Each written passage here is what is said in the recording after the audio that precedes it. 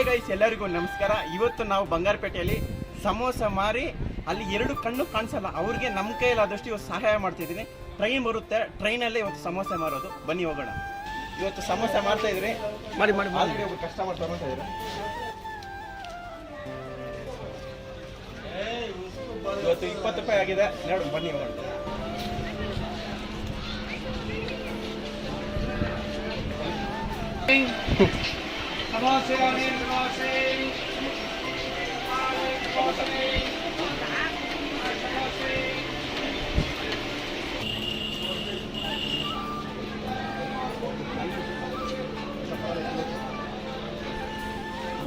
Hi guys, ಇವತ್ತು ಸಂಪಾದನೆ ಮಾಡಿದ್ದು ಕಾಸು ಇಷ್ಟು.